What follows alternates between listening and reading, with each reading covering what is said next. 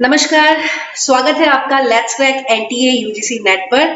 और आज का हमारा सेशन है सुपर फास्ट रिवीजन का सेशन।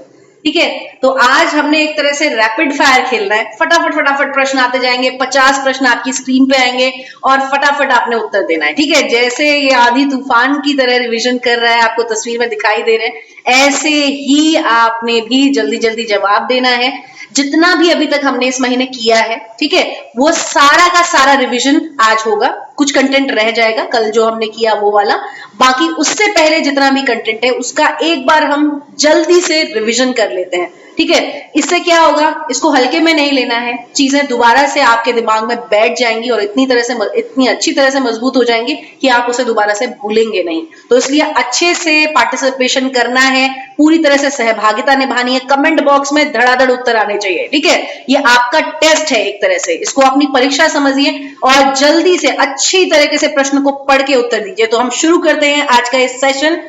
बात कर लेते हैं हमारी टीम मेंटोर, ये आपके यहाँ पर उपलब्ध है। जो भी विषय आप पढ़ना चाहते हैं ये समय नोट कर लीजिए और उस समय के अनुसार आप काम कीजिए। ठीक है, और हर टीचर, आप कोई भी वीडियो देखते हैं, आपको बहुत सारी क्वेरीज होती है कि मैम वो टीचर जो है वो पढ़ाते हैं, उनका टाइम क्या है, आपका टाइम क्या है। तो आप क्या करेंगे, हर टीचर स्टार्टिंग में जो अपना थोड़ा परिचय देते हैं तो आपको क्लास की जानकारी भी वहां पर थोड़ा बहुत उपलब्ध करा देते हैं, तो आप उससे भी जानकारी ले सकते हैं। ठीक है, तो ये आप देख सकते हैं। बात कर लेते हैं अनअकैडमी के सब्सक्रिप्शन प्लेटफॉर्म के बेनिफिट की। तो आप सभी जानते हैं ये भारत का सबसे बड़ा ऑनलाइन लर्निंग प्लेटफॉर्म है और यहाँ पर आपको डेली लाइव क्लासेस मिलती हैं। भारत के टॉप एजुकेटर्स आपको लाइव क्लासेस देते हैं। आप क्या कर सकते हैं, आप इन टॉप एजुकेटर के लाइव सेशन ज्वाइन कर सकते हैं। लाइव सेशन में अपने डाउट क्लियर कर सकते हैं। आपको सारे मॉक टेस्ट सीरीज की जानकारी यहाँ पर मिलती है। सारे कोर्स स्ट्रक्चर्ड है, एक तरह से कंप्लीट कोर्स अगर आपको चाहिए एनटीए यूजीसी नेट का। Paper 1 paper 2 mock test series. बच्चे कंफ्यूज रहते हैं क्या मैम पेपर 1 पेपर 2 दोनों ही मिलेंगे? जी हाँ, बिल्कुल, पेपर 1 पेपर 2 दोनों ही मिलेंगे आपको और फीस उतनी ही रहेगी। ठीक है, फीस उतनी ही रहेगी, उसी फीस में आपको पेपर 1 भी मिलेगा, पेपर 2 भी मिलेगा। पूरी तरह से स्ट्रक्चर्ड कोर्स है, आपके सिलेबस के अनुसार वहां पर कोर्स जो है वो कराए जाते हैं और आप उन कोर्सेज को, हर टीचर के कंटेंट को अनलिमिटेड टाइम एक्सेस कर सकते हैं। आपके टीचर्स की भरमार है सब्सक्रिप्शन के प्लेटफॉर्म पे। जिससे समझ आ रहा है, जिससे पढ़ना चाहते हैं, जिनका कहा हुआ दिमाग में जा रहा है, उनसे आराम से पढ़ सकते हैं और अपने सारे के सारे डाउट्स जो है उन टीचर से क्लियर कर सकते हैं। ठीक है, हर चौथी क्लास आपकी डाउट क्लियरिंग सेशन होती है, तो मजे से वहां पे अपनी समस्या का समाधान आप अपने टीचर से कर सकते हैं। बात कर लेते हैं हम अनअकैडमी के सब्सक्रिप्शन प्लेटफॉर्म को आप कैसे ज्वाइन कर सकते हैं। आपने क्या करना है, आपने मोबाइल फोन में प्ले स्टोर पे जाना है, वहां पर जाकर के अनअकैडमी की लर्निंग ऐप को इंस्टॉल कर लेना है। उसके बाद आपने गोल सेलेक्ट करना है, गोल में डालना है एनटीए यूजीसी नेट। ठीक है, इस पे क्लिक करेंगे, उसके बाद गेट सब्सक्रिप्शन पे क्लिक करेंगे। जितने महीने का सब्सक्रिप्शन आप लेना चाहते हैं उतना मंथ सिलेक्ट कीजिए और कंटिन्यू कीजिए। लेकिन ये ध्यान रखें, अब तक शायद आपको याद हो गया होगा कि हर टीचर एजुकेटर बोलते हैं आपको कि आप 1 साल या 2 साल का सब्सक्रिप्शन लीजिए। तो टीचर्स का कहना मानिए, क्योंकि वो आपके भलाई के लिए ही यहाँ पर बोल रहे हैं कि 1 साल का या 2 साल का सब्सक्रिप्शन लीजिए, क्योंकि 1 साल में कंप्लीट कोर्स आपका होता है। 2 साल में अच्छी खासी रिवीजन हो जाती है, पैसों की भी बचत होती है, अलग से एक नया सब्सक्रिप्शन आपको नहीं खरीदना पड़ता। 2 साल में थोड़ा बहुत ही 1000-2000 का अमाउंट आपका बढ़ेगा और उसमें आपको 2 साल का सब्सक्रिप्शन मिल जाता है। और कंप्लीट कोर्स आगे के लिए असिस्टेंट प्रोफेसर की तैयारी आपने करनी है, उसके लिए आपने 2 साल का सब्सक्रिप्शन खरीदना है। ठीक है, तो कोशिश क्या करनी है, 1 साल या 2 साल का सब्सक्रिप्शन खरीदे। रेफरल कोड क्या है, याद हो गया होगा आपको। रेफरल कोड क्या है, लाइव जेजे रेफरल कोड है। जब भी सब्सक्रिप्शन ले, मुझे ना भूलें, 10% के डिस्काउंट के लिए लाइव जेजे रेफरल कोड जो है इसका इस्तेमाल करिए। हमेशा से साथ बने हुए हैं, रेफरल कोड का इस्तेमाल करके साथ को आगे जारी रखिए। ठीक है, तो 10% के डिस्काउंट के लिए लाइव जेजे रेफरल कोड आपने इस्तेमाल करना है। आप कैपिटल में लिखेंगे विदाउट स्पेस के, लाइव जेजे, हर टीचर का कंटेंट देख सकते हैं, ठीक है। और आपको मैं अपना मोबाइल नंबर प्रॉपर उपलब्ध कराती हूँ ताकि आप लोग मुझसे संपर्क कर सकें अगर आप आगे सब्सक्रिप्शन लेते हैं, कोई भी डाउट होता है, कुछ भी चीज समझने में समस्या हो रही है, ठीक है।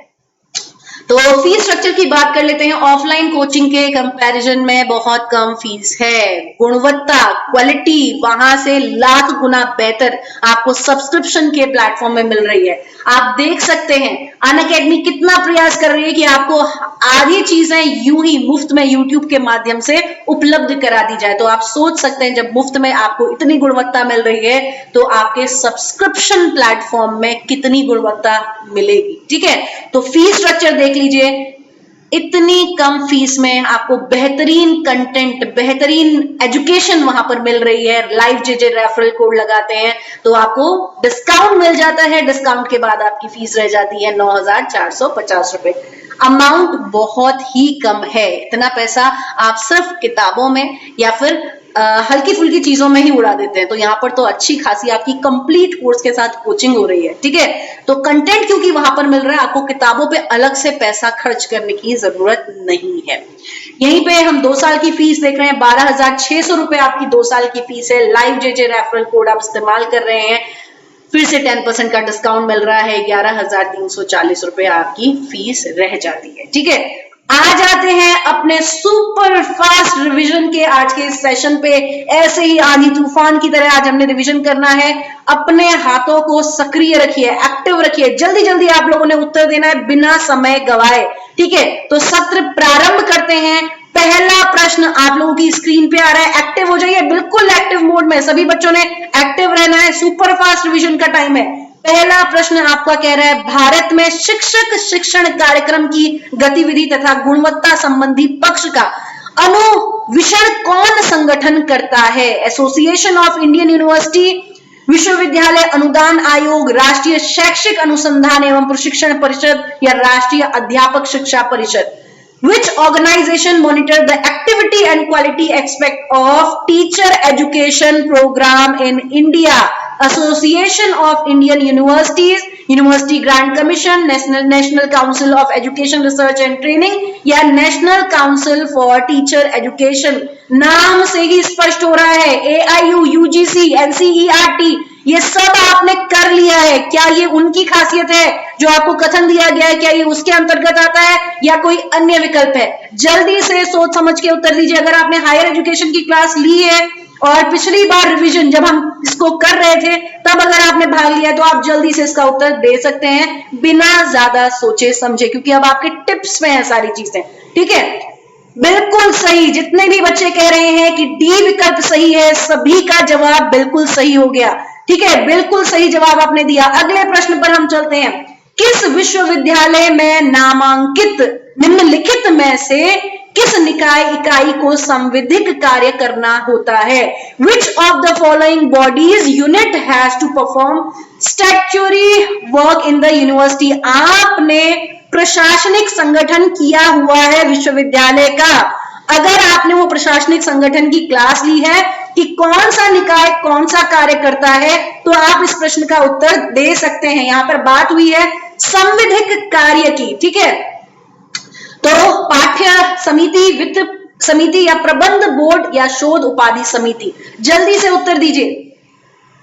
ऐसा दौर आ चुका है कि आपने हायर एजुकेशन का लगभग सारे ही जो चीजें हैं मेन वो कवर कर ली हैं। बस हम अंतिम पड़ाव पर यहां पर पहुंच चुके हैं एक तरह से। और जो आपका लास्ट यूनिट है जिसमें आप जो भारतीय राजनीति इससे संबंध में जो आप की जो इकाई है वो अपने आप में एक बहुत ही विस्तृत है, उसको हम अलग से तैयार नहीं करेंगे क्योंकि उसका कोई आदि अंत नहीं है। पूरा राजनीतिक विज्ञान आपको वहां पर पढ़ना पड़ेगा, इसलिए हम उसको एमसीक्यू के माध्यम से अब 3 बजे वाली क्लास में हल करेंगे हायर एजुकेशन के उन्हीं क्वेश्चंस को, ठीक है। तो जितने भी बच्चे इस प्रश्न के लिए प्रबंध बोर्ड यानी कि बोर्ड ऑफ मैनेजमेंट कह रहे हैं, बिल्कुल सही जवाब है आप लोगों का। अगले प्रश्न पर हम चलते हैं। समग्र रूप से मूल्य आधारित शिक्षा किस विश्वविद्यालय के नामांकित निम्नलिखित में से किस क्रियाकलाप या कार्यक्रम का उद्देश्य होता है? आपसे पूछा गया है मूल्य आधारित शिक्षा किस विश्वविद्यालय के निम्नलिखित में से किस क्रियाकलाप का उद्देश्य होता है? राष्ट्रीय कैडेट कोर, ललित कला और संगीत समारोह, अंतरराष्ट्रीय अंतर विश्वविद्यालय प्रतिस्पर्धाएं, योग शिक्षा और सुशिक्षित केंद्र। जल्दी से उत्तर दीजिए, ये तो एकदम से आपके हाथ में परोसा हुआ जो है बहुत ही मजेदार भोजन है ये प्रश्न। ठीक है, जल्दी से उत्तर दीजिए। Overall value-based education is the objective of which of the following activity program? और जिन भी बच्चों ने अभी तक सेशन में ज्वाइन हो चुके हैं, लाइक नहीं किया है, लाइक करना बनता है। ठीक है, सुपर फास्ट डिवीजन के इस सेशन में जल्दी से बच्चे लाइक कर दीजिए और उसके बाद सेशन में हम आगे कंटिन्यू करते हैं। ठीक है, बिल्कुल सही जवाब जिन्होंने भी कहा है डी विकल्प सही है, सभी का उत्तर बिल्कुल सही हो गया। योग शिक्षा सुस्थित केंद्र जो है ये इसके माध्यम से आपकी मूल्य आधारित शिक्षा जो है विकसित करने का प्रयास किया जाता है। कहीं ना कहीं योग शिक्षा का उद्देश्य क्या है? योग शिक्षा का उद्देश्य है आपको भौतिक जगत की मिथ्या से दूर करके आध्यात्मिक रूप से आपको जोड़ना। और जब कोई व्यक्ति आध्यात्मिक होगा तो उसके अंदर क्या सही है क्या गलत है इसका उसे ज्ञान होगा, तो वो उन चीजों का त्याग करेगा जो असत्य है या जो अनैतिक है और उन चीजों का पालन करेगा जो नैतिक है और जो सत्य है। इसलिए योग शिक्षा जो है वो बिल्कुल सही विकल्प है। अगले प्रश्न पर हम चल रहे हैं। भारत में विश्वविद्यालय तंत्र के माध्यम से निम्नलिखित में से किस गतिविधि में मानवीय मूल्यों के संवर्धन का अत्यधिक क्षमता है?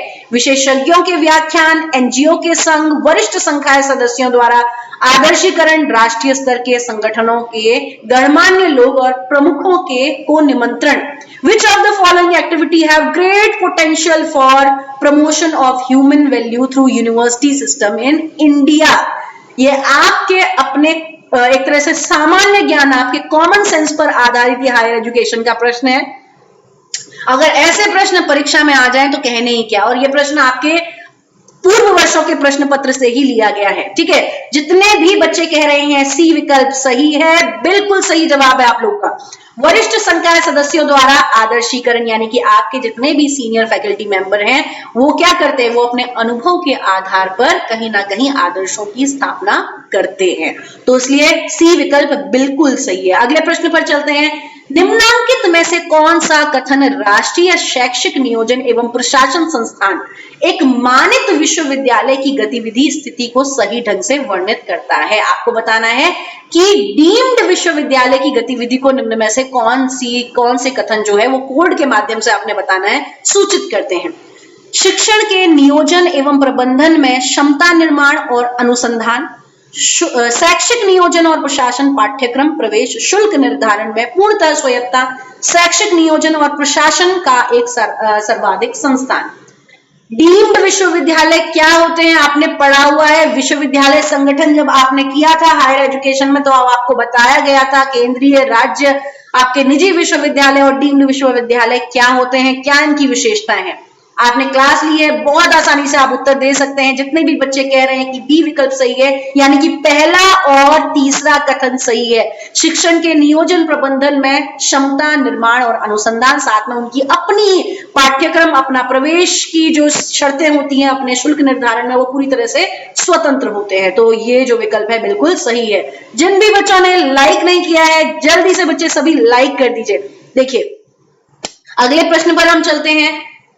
Which of the following statement about Indira Gandhi National Open University IGNOU are correct? Enter your answer from the given code. Indira Gandhi open मुक्त विश्वविद्यालय के संदर्भ में कौन सा कथन सही है आपने बताना है। यह एक स्वायत्त शासी संगठन है, यह मुक्त और दूरस्थ शिक्षा प्रणाली के संवर्धन के लिए समर्पित है, यह राज्यों में मुक्त विश्वविद्यालय का मूल्यांकन और प्रत्यायन करता है, या भारत में मुक्त और दूरस्थ अधिगम प्रणाली और भारत के बाहर के इनके अध्ययन केंद्र इसके क्षेत्राधिकार में आते हैं। ए, बी, सी या डी कोड नीचे दिए गए हैं, कूट नीचे दिए गए हैं। सही कोड, सही कूट का आपने चयन करना है। जल्दी से उत्तर दे दीजिए, बिना समय गवाए जल्दी से उत्तर दीजिए सभी बच्चे। जितने भी बच्चे कह रहे हैं कि पहला और दूसरा कथन जो है वो बिल्कुल सही है, बिल्कुल सही जवाब है आपका। यह एक स्वायत्त शासी संगठन है जो कि मुक्त और दूरस्थ शिक्षा के संवर्धन यानी विकास के लिए कार्य करता है। ठीक है, अगले प्रश्न पर हम चलते हैं। भारत में राज्यों के विश्वविद्यालयों की उच्च शिक्षा प्रणाली में नेतृत्वात्मक और कार्यपालक भूमिका किसे दी गई है? ठीक है, with who has been given the leadership and executive role in higher education system of state university in India? A, B, C या डी? एक तरह से एग्जीक्यूटिव लीडरशिप जिसे मिली हुई है वो आपने बताना है। कार्यात्मक जो नेतृत्व जिसको सौंपा गया है आपके राज्य विश्वविद्यालयों में, उनको आपने यहाँ पर बताना है। इसलिए अंग्रेजी के नाम देखिए, अंग्रेजी के नाम से आप कंफ्यूज नहीं होते, क्योंकि ये नाम ऐसे हैं हिंदी में जब आप इन्हें पढ़ेंगे तो आपको एक कंफ्यूजन क्रिएट करते हैं ये। ठीक है, इसलिए हिंदी के नामों को पढ़ करके उत्तर दीजिए इसमें। Chancellor of the university, university vice chancellor, faculty head, head of the learning centre. और जितने भी बच्चे कह रहे हैं यूनिवर्सिटी वाइस चांसलर यानी विश्वविद्यालय के कुलपति, बिल्कुल सही जवाब है। अगले प्रश्न पर चलते हैं। ये सारी चीजें भी आपको बताई गई हैं। ठीक है, आपकी हायर एजुकेशन की क्लास में विश्वविद्यालय स्तरीय पाठ्यक्रमों के अनुमोदन के लिए औपचारिक प्राधिकरण है विद्या परिषद, विश्वविद्यालय कोर्ट, कार्य परिषद, शोध उपाधि समिति। The formal authority for approval of university level courses is Vidya Parishad, university court, working council, research degree committee. आपने अपने अपने नंबर को लिखते रहना है, आपने अपने अपने नंबर को लिखते रहना है। एक पेपर में आपको जानकारी हो जाएगी, 50 प्रश्न आपके सामने आएंगे, कितने आपके सही हैं आपको इससे पता चल जाएगा। जल्दी से उत्तर दे दीजिए। जितने भी बच्चे कह रहे हैं ए विकल्प सही है, यानी कि विद्या परिषद जो है वो बिल्कुल सही जवाब है, सभी का उत्तर बिल्कुल सही हो गया है। अगला प्रश्न है आपका 55% अंकों वाला एक स्नातकोत्तर उत्तीर्ण छात्र, ये कंडीशन दी गई है, एक परिस्थिति आपको दी गई है, बोला गया 55% अंकों वाला एक स्नातकोत्तर उत्तीर्ण छात्र पीएचडी उपाधि प्राप्त करने के लिए शोध करना चाहता है। इसके लिए औपचारिक आवश्यकताएं क्या होंगी? किसी विश्वविद्यालय की नामांकन परीक्षा में बैठना, एक कोचिंग संस्थान में जाना, एक विशेषज्ञ शिक्षक से सलाह लेना, नामांकन के लिए आवेदन प्रस्तुत करना, शोध के लिए प्रस्ताव प्रस्तुत करना, एक सहपाठी समूह के साथ शोध प्रस्ताव पर चर्चा करना, शोध के विषय पर विशेषज्ञों की राय लेना, विश्वविद्यालय के संगत निकाय द्वारा प्रस्ताव को अनुमोदित करना हो, या अनिवार्य पाठ्यक्रम कार्य में भाग लेना। कोड दिए गए हैं, सही कोड का चयन करना है। बच्चे ने पीएचडी में एडमिशन लेना है, 55% अंक उसके प्राप्त हुए हैं, क्या क्या क्रियाएं वो इनमें से करेगा, सही कोड का आपने चयन करना है, उसके आधार पर आपने अपना अपना उत्तर देना है। जल्दी से दीजिए, जल्दी से उत्तर दीजिए। जितने भी बच्चे ए विकल्प कह रहे हैं बिल्कुल सही जवाब है। पहला कथन सही है, किसी विश्वविद्यालय की नामांकन परीक्षा में बैठना, पहले परीक्षा में बैठे, उस नामांकन परीक्षा को उत्तीर्ण करे, तब जाके उसका पीएचडी में एडमिशन होगा। चौथा कह रहे हैं नामांकन के लिए आवेदन करना, ये इससे पहले की प्रक्रिया है, पहले आवेदन आप करेंगे, उसके बाद पांचवा विकल्प कह रहा है शोध के लिए प्रस्ताव प्रस्तुत करना, जब एडमिशन हो जाएगा तो उसको प्रस्ताव जो है प्रस्तुत करना होगा। आठवां विकल्प कह रहा है विश्वविद्यालय के संगत निकाय द्वारा प्रस्ताव को अनुमोदित करना होगा, जो प्रस्ताव उसने जो दिया है निकाय के पास कि पास करो, उसको अनुमोदित करना भी एक तरह से विश्वविद्यालय के जो भी संबंधित निकाय हैं उनका कार्य होगा। उसके बाद 9वां कह रहा है अनिवार्य पाठ्यक्रम कार्य में भाग लेना, ये भी कथन जो है वो सही है। अगले प्रश्न पर चलते हैं। Is the first open university establish in India, Bharat में स्थापित पहला मुक्त विश्वविद्यालय, धड़ाधड़ बता दीजिए जल्दी से। यशवंत राय चौहान महाराष्ट्र मुक्त विश्वविद्यालय नासिक, नालंदा मुक्त विश्वविद्यालय पटना, भीमराव अंबेडकर मुक्त विश्वविद्यालय हैदराबाद, तमिलनाडु मुक्त विश्वविद्यालय चेन्नई। जल्दी से, इसका तो कोई भी बच्चा, एक भी बच्चा इस प्रश्न का गलत जवाब नहीं देने वाला है, ठीक है, और देना भी नहीं चाहिए।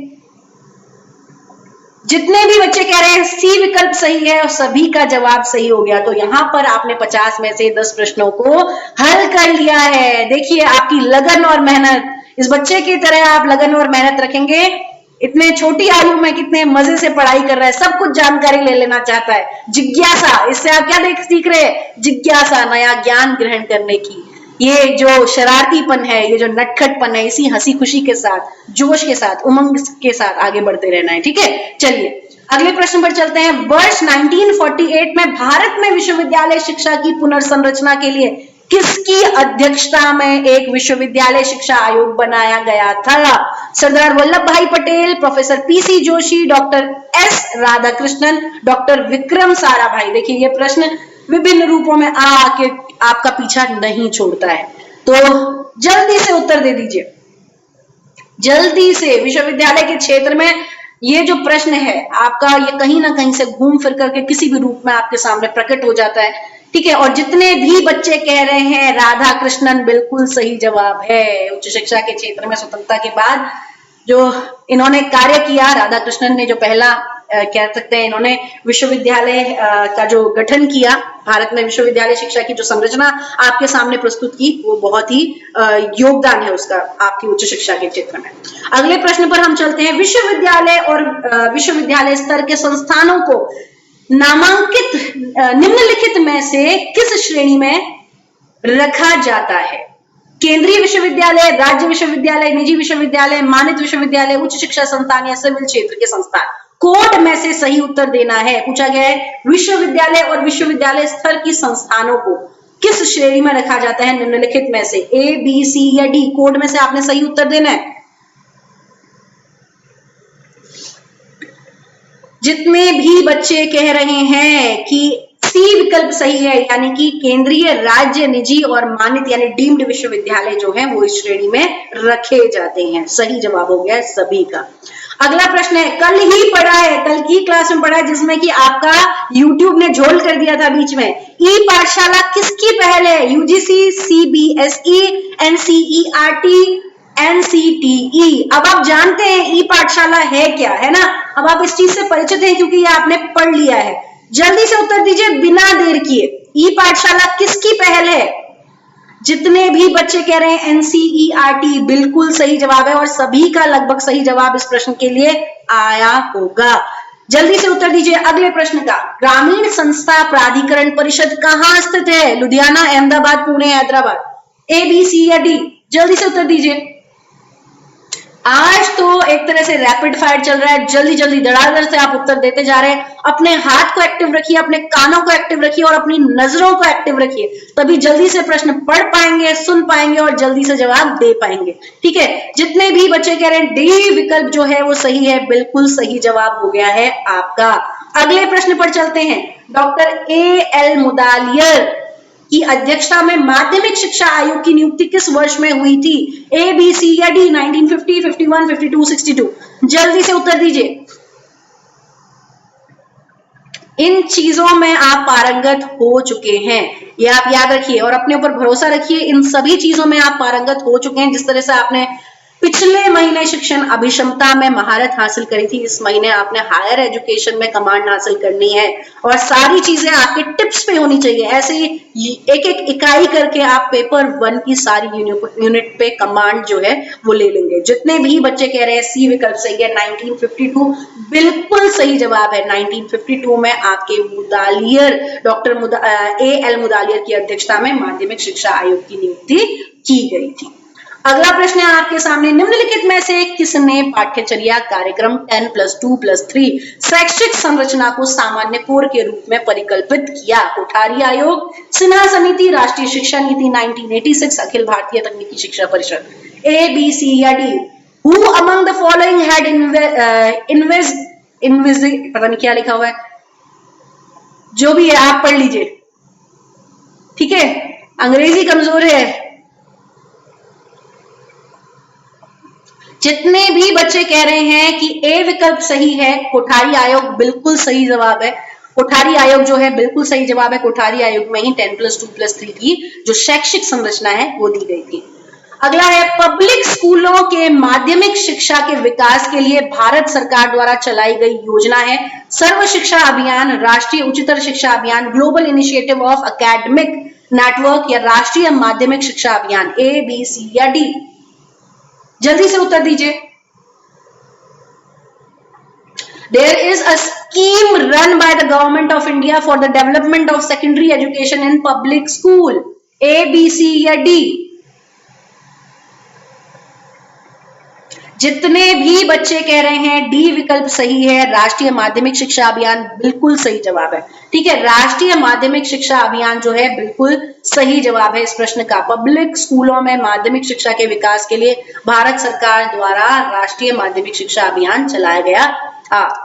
अगला प्रश्न है, निम्नलिखित में से किस तारीख को प्रतिवर्ष राष्ट्रीय शिक्षा दिवस मनाया जाता है? उम्मीद है ये प्रश्न तो ऐसा है कि अब आपके लिए आम हो चुका है, कॉमन हो चुका है, आपको इस प्रश्न से कोई फर्क नहीं पड़ता, ये चीजें आपके दिमाग में है ना। ऐसी स्थिति हो गई है, एक समय ऐसा था जब इस चीज में ही कंफ्यूज होते थे, टीचर्स डे या फिर एजुकेशन डे, इस चीज में आप कंफ्यूज हो जाते थे, लेकिन अब इस प्रश्न पर आप लोगों की महारत है। सही उत्तर है बी, 11 नवंबर जो है इस प्रश्न का सही जवाब है।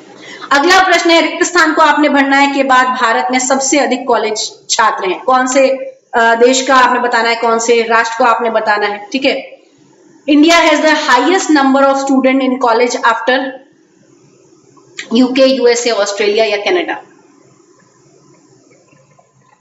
जल्दी से बताइए, जितने भी बच्चे कह रहे हैं कि यूएसए, सभी का जवाब जो है यहां पर बिल्कुल सही हो गया है, ठीक है। अगले प्रश्न पर हम चलते हैं, साक्षर भारत सम्मान निम्नलिखित में से किस क्षेत्र में अनूठे योगदान के लिए दिया जाता है? साहित्य, साक्षरता, प्रोग्राम, खेल या शोध? कॉमन सेंस पर आधारित आपका प्रश्न है। Sakshar Bharat Samman is given for unique contribution in which of the following field? Literature, literacy program, sport और रिसर्च? जल्दी से ए, बी, सी या डी? इसमें ज्यादा समय नहीं लेते, जितने भी बच्चे कह रहे हैं कि बी विकल्प सही है, सभी का जवाब बिल्कुल सही हो गया है। आप लोग बहुत समझदार हो गए हैं, 20 प्रश्न आपने यहाँ पर हल कर लिए हैं, ठीक है। और इसके बाद अगले पड़ाव पर चलते हैं, पन्ना पलटते पलटते, ठीक है। अगला पड़ाव, अगला प्रश्न कह रहा है, मानव अधिकारों की सार्वभौमिक घोषणा अपनाई गई थी, तारीख आपको दी गई है, ए, बी, सी या डी विकल्प? जल्दी से उत्तर दे दीजिए।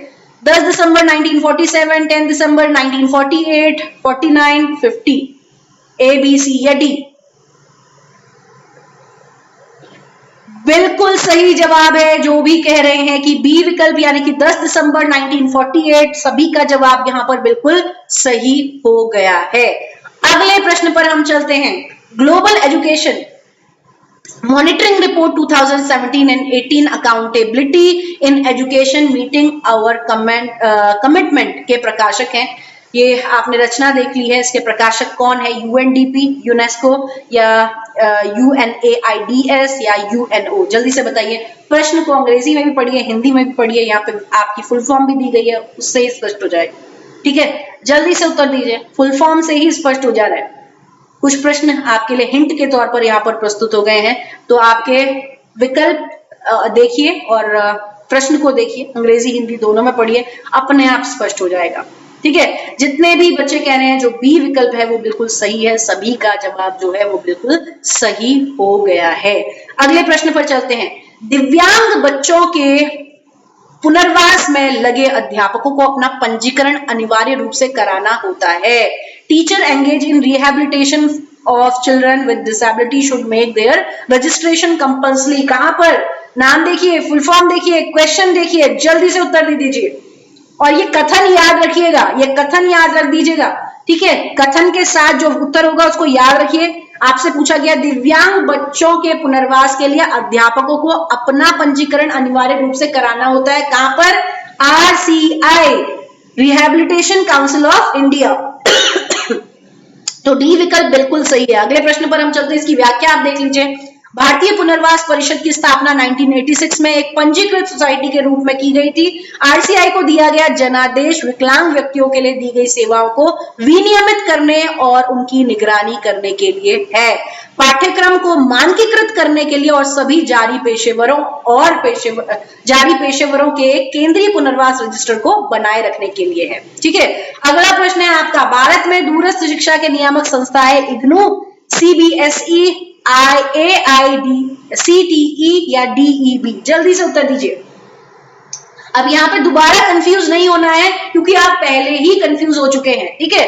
भारत में दूरस्थ शिक्षा के नियामक संस्था कौन सी है? पहले जब आपने उत्तर दिया था तब भी आप इसमें कंफ्यूज थे। आज मैं ये आपसे उम्मीद रखती हूं कि आज आप इस पर कंफ्यूज नहीं होंगे, ठीक है। देखते हैं कितने बच्चे कंफ्यूज हुए हैं। जल्दी से अपना अपना अभी इसका उत्तर सुनेंगे। डी विकल्प जो है वो बिल्कुल सही है। आपको मैंने पहले भी बताया था कि इग्नू जो है पहले इसको ये काम दिया गया था, लेकिन बाद में जब इग्नू के पास ये काम दिया गया था तब ये एक परिषद के रूप में विद्यमान थी, ठीक है, दूरस्थ शिक्षा परिषद। और जब इसको भंग कर दिया गया, आपत्ति जताई गई कि इग्नू स्वयं से एक विश्वविद्यालय और वो किस तरह से नियामक संस्था के रूप में कार्य कर सकता है दूरस्थ शिक्षा के संदर्भ में, विवादों के कारण इसको हटा दिया गया और उसके बाद डिस्टेंस एजुकेशन ब्यूरो की स्थापना की गई थी। कुछ याद आया जिसने भी गलत किया है? ठीक है, द डिस्टेंस एजुकेशन ब्यूरो नई दिल्ली भारत में स्थित विश्वविद्यालय अनुदान आयोग का एक ब्यूरो है जो कि भारत में दूरस्थ शिक्षा को विनियमित करने के प्रभावी है। यह दूरस्थ शिक्षा परिषद की जगह 2012 में स्थापित किया गया था। दूरस्थ शिक्षा परिषद किसके अधीन थी? वो इग्नू की एक संस्था थी, ठीक है, इग्नू को ये जिम्मा सौंपा गया था पहले। अगले प्रश्न पर चलते हैं। विश्वविद्यालय अनुदान आयोग के प्रथम अध्यक्ष कौन थे? Doctor Manmohan Singh, professor D S. Kothari, professor Yashpal, professor S S. Bhatnagar. विश्वविद्यालय अनुदान आयोग के प्रथम अध्यक्ष कौन थे? जल्दी से उत्तर दीजिए। हर बच्चे को ये चीज पता होनी चाहिए और पता भी होगी। मैं यही आप अपने छात्रों पर भरोसा करके चल रही हूँ कि हर एक बच्चे को ये चीज पता होगी। बिल्कुल सही जवाब है एस.एस. भटनागर, शांति स्वरूप भटनागर जो है वो बिल्कुल सही जवाब है इस प्रश्न का। अगले प्रश्न पर चलते हैं। विश्वविद्यालय अनुदान आयोग के वर्तमान अध्यक्ष कौन हैं? Doctor Manmohan Singh, professor D P. Singh, professor Yashpal, professor S S. Bhatnagar. अब यहाँ पर आपको एक विकल्प तो पता चल गया, वो तो हो नहीं सकते, है ना। एक विकल्प हटा दीजिए, बाकी विकल्प पर आप अपनी राय जो है वो दे सकते हैं। उम्मीद है सभी को पता होगा। आप यूजीसी के अधीन रहकर ही अपने नेट की परीक्षा की तैयारी कर रहे हैं। देखिए अपने परीक्षा की तैयारी को निरंतर बना करके रखिए। जो भी आपके अभी परीक्षा में डिले हो रहा है या अभी कोई भी नोटिफिकेशन आपको नहीं मिल रहा है, अपनी कंटिन्यू जो है अपनी प्रैक्टिस को बना के रखिए, क्योंकि जब भी हमारे साथ ऐसा होता है कि हमें थोड़ा सा समय मिल जाता है, परीक्षा डिले हो जाती है, तो हम बहुत ढील दे देते हैं उस समय पे। तो ऐसी ढील नहीं देनी है, निरंतर अभ्यास करते रहिए। वो ढील कई बार बहुत भारी पड़ती है, अच्छी तैयारी होती है, उसके बाद डेट पोस्टपोन कर दी जाती है तो हम ढीले पड़ जाते हैं और बाकी लोग सक्रिय हो जाते हैं और बाकी आपसे आगे निकल जाते हैं। तो ऐसा ढील नहीं छोड़नी है। आप अब बड़े बच्चे हैं, ठीक है। तो जितने भी बच्चे कह रहे हैं डी.पी. सिंह यानी धीरेन्द्र पाल सिंह, बिल्कुल सही जवाब है आप सभी का। अगले प्रश्न पर हम चलते हैं। मूल्य शिक्षा का उद्देश्य निम्नलिखित में से किस पर संकेंद्रित कर अच्छी तरह से पूरा किया जा सकता है? समाज में व्यापक सांस्कृतिक प्रथाओं से, मानवीय मूल्यों के प्रति संवेदना से, किसी सामाजिक समूह द्वारा निर्धारित आचरण के मानकों से या धार्मिक नैतिक व्यवहार तथा अनुदेशन से। ए, बी, सी या डी? जल्दी से उत्तर दीजिए। The objective of value education can be well fulfilled by focusing on which of the following? जितनों ने भी लाइक नहीं किया है, हमारे बच्चे प्यारे से जो यहाँ पे जुड़े हुए हैं, जल्दी से लाइक कर दीजिए, ठीक है। लाइक कीजिए, उसके बाद जल्दी से उत्तर भी दे दीजिए। आपसे पूछा गया है मूल्य शिक्षा का उद्देश्य निम्नलिखित में से किस पर संकेंद्रित कर अच्छी तरह से पूरा किया जा सकता है? बिल्कुल सही जवाब है आपका। एक तरह से सामान्य ज्ञान पर आधारित सरल सा प्रश्न था। बी विकल्प, मानवीय मूल्यों के प्रति संवेदना, बिल्कुल सही जवाब है। अगले प्रश्न पर हम चलते हैं। निम्नलिखित में से कौन सी संस्था विश्वविद्यालय अनुदान आयोग अधिनियम 1956 के अधीन डिग्री देने या प्रदान करने के लिए सक्षम है? संसद के अधिनियम द्वारा स्थापित विश्वविद्यालय, विधानमंडल के अधिनियम द्वारा स्थापित विश्वविद्यालय, भाषाई अल्पसंख्यकों द्वारा स्थापित विश्वविद्यालय या विश्वविद्यालय समझी जाने वाली संस्था? ए, बी, सी या डी? ये भी एक तरह से पूर्व वर्षों में आया हुआ है और बहुत ही सरल प्रश्न आप लोगों के लिए हो गया है, क्योंकि आप इतने एक्सपर्ट हो गए हैं पढ़ पढ़ के कि अब आपको महारत हासिल हो गई है इन विषयों में। बिल्कुल सही जवाब है सी विकल्प, जो कह रहा है कि पहला, दूसरा और चौथा कथन, यानी कि संसद के अधिनियम द्वारा स्थापित विश्वविद्यालय, विधानमंडल के अधिनियम द्वारा स्थापित विश्वविद्यालय और विश्वविद्यालय समझी जाने वाली संस्था को आपकी जो है डिग्री, यानी कि आपकी डिग्री देने का जो अधिकार है वो प्रदान किया गया है। अगले प्रश्न पर चलते हैं। भारत का प्रथम वर्चुअल विश्वविद्यालय कहाँ आरंभ किया गया? आंध्र प्रदेश, महाराष्ट्र, उत्तर प्रदेश या तमिलनाडु? ए, बी, सी या डी? वर्चुअल विश्वविद्यालय, मैंने आपको पढ़ाते हुए भी समझाया था वर्चुअल विश्वविद्यालय क्या होते हैं। जल्दी से उत्तर दीजिए अगर आपके दिमाग में है वर्चुअल विश्वविद्यालय क्या होते हैं। जब इस प्रश्न को मैं पहले करवा रही थी तब भी मैंने बताया था कि वर्चुअल विश्वविद्यालय क्या होते हैं। तो जितने भी बच्चे कह रहे हैं तमिलनाडु, बिल्कुल सही जवाब है। क्या है वर्चुअल विश्वविद्यालय? एक ऑनलाइन शिक्षण संस्थान है जो कि कक्षाओं और सेमिनारों को वितरित करने के लिए इंटरनेट का उपयोग करता है। छात्र एक प्रमाण पत्र या डिग्री अर्जित कर सकते हैं यदि उनके पास एक कंप्यूटर सिस्टम है तो।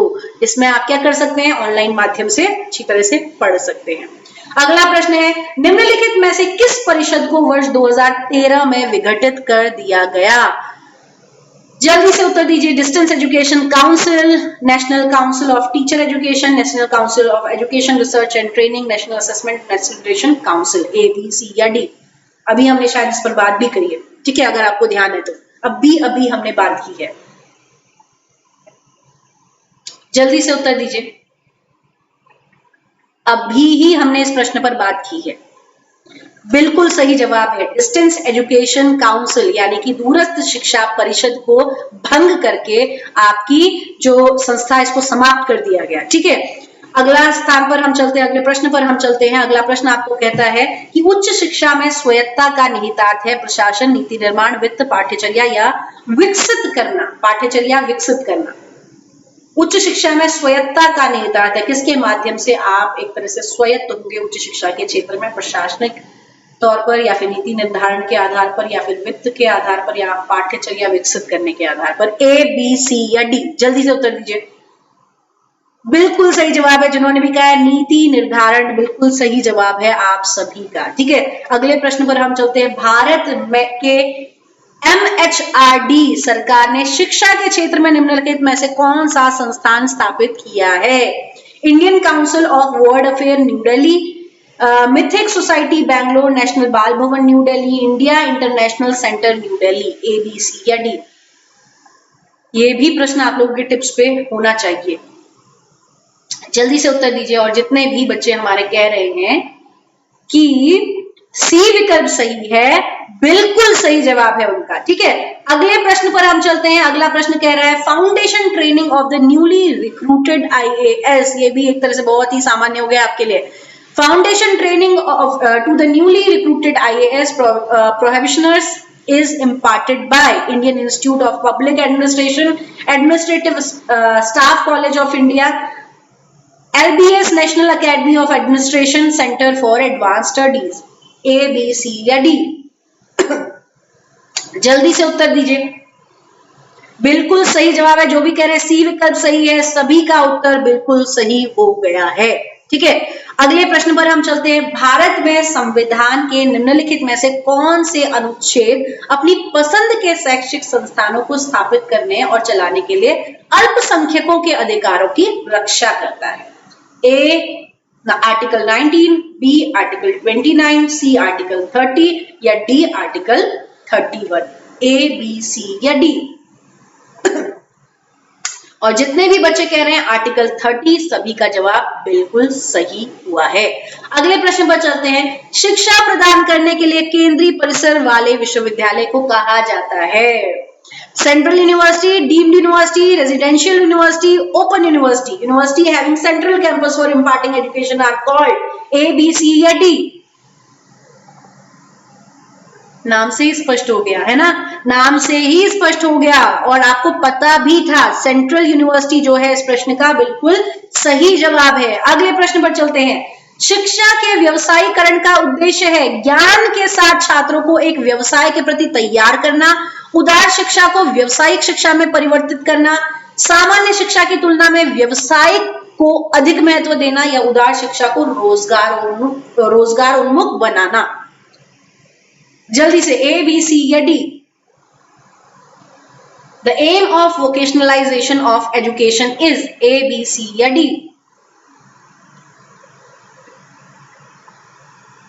डी विकल्प जितने भी बच्चे कह रहे हैं सभी का जवाब बिल्कुल सही हो गया। उदार शिक्षा को रोजगारोन्मुख बनाना, यानी व्यवसायिक शिक्षा का उद्देश्य क्या है?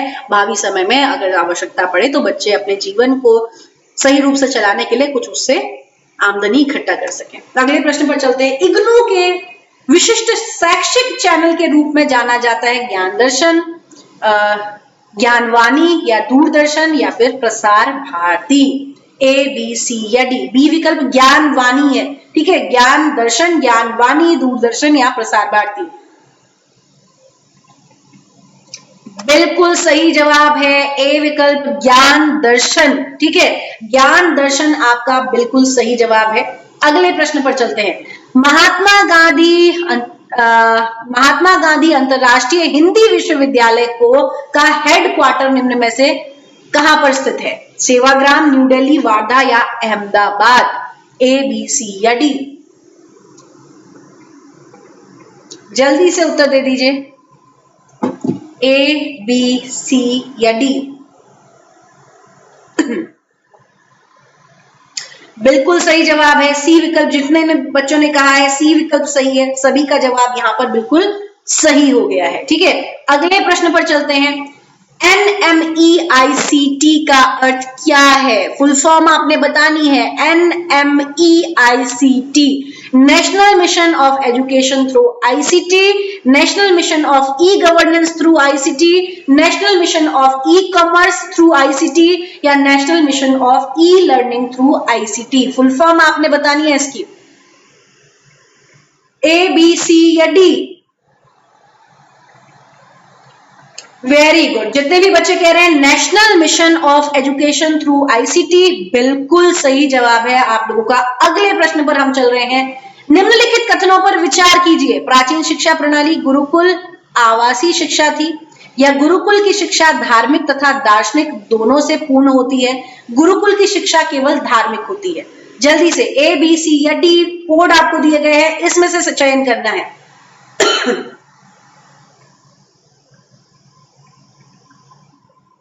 ए, बी, सी या डी? जल्दी से, बहुत ही सामान्य सा प्रश्न है। विस्तृत रूप में जो आपका उत्तर है उसका आप चयन करेंगे। और पहला और दूसरा कथन जो कि कह रहा है प्राचीन शिक्षा प्रणाली गुरुकुल आवासीय शिक्षा थी, यानी कि गुरु के गृह में रह करके बच्चा जो है वो शिक्षा ग्रहण करता था। गुरुकुल की शिक्षा धार्मिक भी थी और दार्शनिक भी थी। धार्मिक इसको हम इसलिए नहीं चयन करेंगे क्योंकि ऊपर वाले दूसरे विकल्प में दोनों चीजें आ रही हैं। ठीक है, केवल धार्मिक नहीं थी, धार्मिक के साथ साथ दार्शनिक भी थी। अगले प्रश्न पर यहाँ पर आप अंतिम पड़ाव आ चुके हैं, केवल 10 प्रश्न और शेष हैं। ठीक है, केवल 10 प्रश्न और शेष हैं और आपने अगर यहाँ पर लगभग 50 प्रश्नों को तैयार कर लिया तो समझ लीजिए आपने एक छोटी सी शुरुआत यहाँ पर कर दी है हायर एजुकेशन में कमांड हासिल करने की। अगले प्रश्न पर चलते हैं। वैदिक शिक्षा के संबंध में कौन सा कथन सत्य है? वैदिक शिक्षा के संबंध में कौन सा कथन सत्य है? वैदिक शिक्षा संस्कृत और पाली में होती है। वैदिक काल में शिक्षा श्रुति स्मृति पर आधारित होती है। वैदिक काल में गुरुकुल एक मंदिर था। गुरुकुल में लड़के और लड़कियों की शिक्षा समान होती थी। ए, बी, सी या डी? कौन सा कथन सत्य है? जल्दी से। श्रुति यानी लिखना, स्मृति यानी स्मरण करना। और जितने भी बच्चे कह रहे हैं कि बी विकल्प सही है, सभी का जवाब बिल्कुल सही है। ठीक है, वैदिक काल में श्रुति यानी केवल लिखने और दिमाग याद करने पर विशेष बल दिया जाता था। ठीक है, संस्कृत था शिक्षा का जो माध्यम था, संस्कृत था, पाली नहीं था, और मंदिर नहीं था गुरुकुल। ठीक है, मंदिर की भूमिका उसे नहीं दी जाती थी। लड़के लड़कियां शिक्षा समान रूप से नहीं लेते थे। गुरुकुल में जो है दोनों लड़कियां जो है वहां पर प्रवेश नहीं करती थी। केवल अगर प्राथमिक शिक्षा के लिए वो जाएं तो जाएं, लेकिन बाद में वो गुरुकुल में नहीं जाती थी। ठीक है। मध्यकाल में मुस्लिम शासन काल के समय शिक्षा होती थी। धार्मिक, व्यवसायिक, तकनीकी या ये सभी? मध्यकाल में मुस्लिम शासन काल के समय शिक्षा होती थी। ए, बी, सी या डी? जल्दी से उत्तर दीजिए। ए, बी, सी या डी? जो भी बच्चे कह रहे हैं डी विकल्प सही है, सभी का जवाब बिल्कुल सही हो गया है। अगले प्रश्न पर चलते हैं। किस मध्यकालीन शासन के शासक के शासनकाल में विक्रमशिला और औदांतपुरी विश्वविद्यालय की स्थापना हुई? पाल, प्रतिहार, राजपूत और चोल? जिन्होंने भी लाइक नहीं किया है बच्चे, सभी बच्चे लाइक जरूर कीजिए। पहले लाइक कर दीजिए, उसके बाद जल्दी से इस प्रश्न का उत्तर भी दे दीजिए। ठीक है, लाइक भी साथ में करते रहो और जितना हो सके शेयर कीजिए। ठीक है, शेयर करेंगे आपके जैसे ही बहुत सारे बच्चे होंगे जो कि इस कंटेंट का या इस वीडियो से लाभ उठा सकते हैं। ठीक है, तो इसलिए जितना हो सकता है शेयर कीजिए। जिन्होंने लाइक नहीं किया है लाइक भी कर दीजिए। पाल जो है इस प्रश्न का बिल्कुल सही जवाब है। ठीक है, अगले प्रश्न पर चलते हैं। निम्नलिखित में से कौन उच्च शिक्षा के वैश्वीकरण के अवगुण हैं?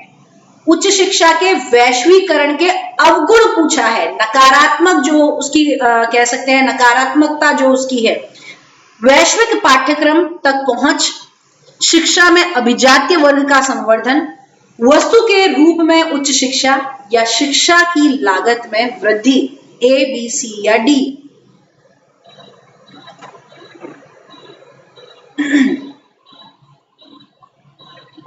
ए, बी, सी या डी? जल्दी से उत्तर दीजिए। आपसे पूछा है अवगुण कौन कौन से हैं, अवगुण पहचानने हैं। ठीक है, तो जितने भी बच्चे कह रहे हैं तीसरा विकल्प जो है वो सही है, यानी कि बी। बी क्या कह रहा है? शिक्षा में अभिजात्य वर्ग का संवर्धन, केवल पैसे वाले, संपत्ति संपन्न, धनाढ्य लोग ही केवल इस अंतरराष्ट्रीय स्तर पर शिक्षा को ग्रहण कर सकते हैं। और कह रहा है सी विकल्प, ठीक है, सी क्या है? वस्तु के रूप में उच्च शिक्षा हो गई है। और डी कह रहा है कि शिक्षा की लागत में वृद्धि हो गई, शिक्षा महंगी होती जा रही है। अगला प्रश्न हम देख रहे हैं, डीम्ड विश्वविद्यालय के बारे में निम्नलिखित में से कौन सा कथन सही है? राज्य के राज्यपाल डीम्ड विश्वविद्यालय के कुलपति हैं, वे अपना सिलेबस और कोर्स वर्क डिजाइन कर सकते हैं, वे प्रवेश और शुल्क के बारे में अपने स्वयं के दिशा निर्देशों को लागू कर सकते हैं, वे डिग्री प्रदान कर सकते हैं। ए, बी, सी या डी? अगर आपने डीम्ड विश्वविद्यालयों के बारे में पढ़ा है हायर एजुकेशन की क्लास में सुबह 10 बजे, तो आप लोग इसका उत्तर दे सकते हैं। जिनको भी क्लास का टाइमिंग नहीं पता है, सुबह 10 बजे हायर एजुकेशन की थ्योरी क्लास, और यहाँ पर 3 बजे हम मिलते हैं आपकी अभ्यास प्रश्नों के साथ या पूर्व वर्षों के प्रश्नों के साथ। ठीक है, जल्दी से उत्तर दीजिए। दूसरा विकल्प जो कोड में से दूसरा विकल्प है बी, सी, डी। बी, सी, डी अपना सिलेबस और कोर्स वर्क डिजाइन कर सकते हैं। ठीक है, वे प्रवेश और शुल्क निर्धारण, यानी अपनी जो संस्थान है उसके अपनी फीस जो है वो खुद से निर्धारित कर सकते हैं, डिग्रियां प्रदान कर सकते हैं। अगले प्रश्न पर हम चलते हैं। मिलान करना है आपने। ठीक है, लिस्ट 1 को लिस्ट 2 से मिलान करना है। आपने बताना है कि कौन सी योजना किससे संबंधित है। Poverty reduction programme, mid day meal, Indira Awas Yojana, national old pension, MNREGA. Human development scheme किससे मिलेगी? Social assistance scheme, minimum need scheme. A, B, C या डी? कोड ऊपर दिए गए हैं, जल्दी से सही जवाब दे दीजिए। एक तरह से ये सुपर फास्ट रिवीजन आपका हो रहा है। ठीक है, तो इसको ये नहीं सोचना है कि हमने किया हुआ है, अब तो हमें जरूरत क्या है पढ़ने की, हमने महारत हासिल कर ली है, अब हमें कुछ भी चीज नहीं जानने की जरूरत नहीं है। ऐसा नहीं करना है, रिवीजन आपके लिए ही करवाया जा रहा है। सुपर फास्ट रिवीजन जो है आपके भलाई के लिए ही करवाया जा रहा है। एक अच्छी आपको इससे तैयारी हो जाएगी। ठीक है, जितना एक बार में देखने में प्रश्न आपके दिमाग में नहीं बैठते हैं, दोबारा से उन्हीं प्रश्नों को करते हैं, मजा भी आता है, क्योंकि उस समय आप उनके उत्तर जान चुके होते हैं। और ये परीक्षा कक्षा में अध्यापक क्या कराते हैं? रोज आपको पाठ्यक्रम करवाते हैं और एक दिन टेस्ट लेते हैं। तो ये एक तरह से आपका आज ये समझिए कि टेस्ट है। ठीक है, जितने भी बच्चे कह रहे हैं ए विकल्प सही है, वो देख लीजिए। सही मिलान आपके सामने किया है। पॉवर्टी रिडक्शन प्रोग्राम आपका मनरेगा है, ह्यूमन डेवलपमेंट स्कीम आपकी मिड डे मील है। ठीक है, social assistance scheme national old age pension, minimum need scheme Indira Awas योजना। ठीक है, ये सभी आप जान लीजिए। ठीक है, अगले प्रश्न पर चलते हैं। मूल्य शिक्षा का उद्देश्य सबसे अच्छा है जिस पर ध्यान केंद्रित करके काम किया जा सकता है किस क्षेत्र में? समाज में प्रचलित सांस्कृतिक प्रथाओं पर ध्यान केंद्रित करके, सामाजिक समूह द्वारा निर्धारित आचरणों के मानदंड का पालन करके, मानवीय मूल्यों के प्रति चिंता व्यक्त करके, या धार्मिक और नैतिक व्यवहार और निर्देश के माध्यम से। आपसे पूछा गया है मूल्य शिक्षा का उद्देश्य सबसे अच्छा है जिस पर ध्यान केंद्रित करके काम किया जाता है। ए, बी, सी या डी? सभी बच्चे जल्दी से उत्तर दे दीजिए। जितनों ने भी कहा है तीसरा विकल्प सही है, यानी कि मानवीय मूल्यों के प्रति चिंता करके, तो बिल्कुल सही जवाब है आप लोगों का। अगले प्रश्न पर चलते हैं। निम्नलिखित में से कौन सा संगठन शैक्षिक योजना बनाने की क्षमता से संबंधित है? निम्नलिखित में से कौन सा संगठन शैक्षिक योजना बनाने की क्षमता से संबंधित है? एनसीईआरटी, यूजीसी, नैक और एनयूईपीए। ए, बी, सी या D? Capacity building education planning, ये ध्यान में रखिए, उसके बाद उत्तर दीजिए। और जितने भी बच्चे कह रहे हैं एनसीईआरटी, बिल्कुल सही जवाब है और आज की ही क्लास में आपने एनसीईआरटी को पढ़ा है। अगले प्रश्न पर चलते हैं। निम्नलिखित में से कौन सा केंद्र विश्वविद्यालय है? कौन सा केंद्र विश्वविद्यालय है? पौंडीचेरी, विश्व भारती, एचएनबी या कुरुक्षेत्र यूनिवर्सिटी? केंद्रीय विश्वविद्यालय है, जो है आपने वो बताना है। ए, बी, सी या डी? कोड देख लीजिएगा, कोड से उत्तर करना है आपने, ठीक है। और जितने भी बच्चे कह रहे हैं कि पहला, दूसरा, तीसरा जो है वो बिल्कुल सही है, आपका जवाब बिल्कुल सही हो गया है। अगले प्रश्न पर, अंतिम प्रश्न है, निम्नलिखित कथनों पर विचार करें, नीचे दिए गए कोड से सही उत्तर का चयन करें। राजस्थान देश में सबसे अधिक सौर विकिरण प्राप्त करता है। भारत में दुनिया की 5वीं सबसे बड़ी पवन ऊर्जा स्थापित है। पवन ऊर्जा की अधिकतम मात्रा का तमिलनाडु द्वारा योगदान है। भारत में यूरेनियम का प्राथमिक स्रोत जादूगुड़ा है। ए, बी, सी या डी? जल्दी से उत्तर दीजिए सभी बच्चे। ए, बी, सी या डी? यहाँ पर ये लोक विकास व पर्यावरण से एक प्रश्न आपका आ गया है, ठीक है। जल्दी से इस प्रश्न का उत्तर दे दीजिए। जितने भी बच्चे कह रहे हैं कि चौथा विकल्प सही है, यानी पहला और चौथा कथन जो है वो सही है, तो उनका जवाब बिल्कुल सही हो गया, ठीक है। तो अरे अभी और भी प्रश्न हैं, चलिए इनको भी हल कर लेते हैं फटाफट से। केंद्रीय विश्वविद्यालय के बारे में निम्नलिखित में से कौन सा कथन सही है? केंद्रीय विश्वविद्यालय संसद के एक अधिनियम के तहत स्थापित किए गए हैं। भारत के राष्ट्रपति विश्वविद्यालय के आगंतुक के रूप में कार्य करता है। राष्ट्रपति के पास कुछ सदस्यों को कार्यकारी समिति या विश्वविद्यालय के प्रबंधन बोर्ड को नामित करने की शक्ति है। राष्ट्रपति कभी कभी कार्यकारी समिति या न्यायालय की बैठकों की अध्यक्षता करता है। कोड आपको ऊपर दिए गए हैं, सही कोड का आपने चयन करना है। 51 क्वेश्चन है, मेरे ख्याल से 3 प्रश्न अभी और होंगे। जल्दी से उत्तर दीजिए। केंद्रीय विश्वविद्यालय के बारे में कौन सा कथन सही है, ये आपने बताना है। अब जितने भी बच्चे सोच रहे होंगे 50 प्रश्न थे और फटाफट 50 प्रश्न करके चले गए हैं, तो उन्हें आगे सरप्राइज मिल गया है, ठीक है। सही उत्तर क्या है? सी विकल्प जो है वो बिल्कुल सही है। केंद्रीय विश्वविद्यालय के बारे में पहला कथन, केंद्रीय विश्वविद्यालय संसद के एक अधिनियम के तहत स्थापित किए गए हैं। दूसरा, भारत के राष्ट्रपति विश्वविद्यालय के आगंतुक यानी विजिटर के रूप में कार्य करते हैं। तीसरा कथन, राष्ट्रपति के पास कुछ सदस्यों की कार्यकारी समिति या विश्वविद्यालयों के प्रबंधन बोर्ड को नामित करने की शक्ति है, ठीक है। अगला देख लीजिए। 2013 में निम्नलिखित में से किस काउंसिल को भंग कर दिया गया है? अभी हमने ये प्रश्न किया है।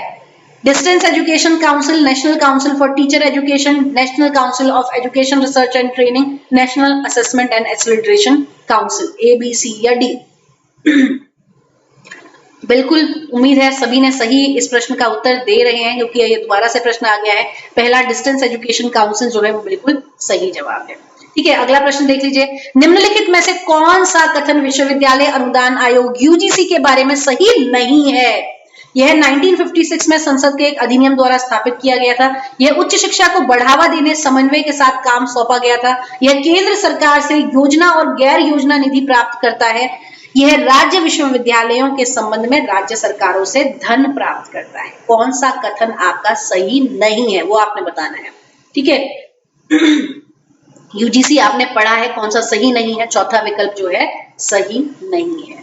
तो यहाँ पर आपने बहुत अच्छा प्रदर्शन किया, बहुत अच्छी तरीके से जोश के साथ बने रहे, ठीक है, और बहुत अच्छी सहभागिता निभाई। उम्मीद है आपके दिमाग में जितने भी प्रश्न थे अच्छे से बैठ गए होंगे और आप आगे अगर इस तरीके के प्रश्न आ जाएंगे तो बिल्कुल भी गलती नहीं करेंगे, ठीक है। गलती नहीं करनी है, लाइक जरूर करना है वीडियो को, जोश बना के रखना है, तैयारी निरंतर जारी रखें। ये ना सोचें एग्जाम क्या है क्या नहीं होने वाला है। आपका जो यूजीसी है वो आपके लिए सोच समझ के अच्छे से ही प्रबंध करेगी। देखिए, कोरोना के चक्कर में जल्दबाजी मत करिए कि आप खुद भी व्यवस्था को समझ रहे हैं, ठीक है। सरकार भी इस स्थिति में कुछ नहीं कर सकती है। कि अगर ये फैल रहा है तो इसको रोका जाना भी बहुत जरूरी है। ठीक है, अगर ऐसे ही खुली तरीके से आपको घूमने फिरने की आजादी दे दी जाएगी तो इससे बेहतर, कहीं भयंकर स्थिति आए उससे बेहतर है कि आप लोग घर में सुरक्षित रहिए। और परीक्षा कभी भी हो, ठीक है, कभी भी हो, आपको नोटिफिकेशन आ जाएगा, आप बस अपनी तैयारी जारी रखिए।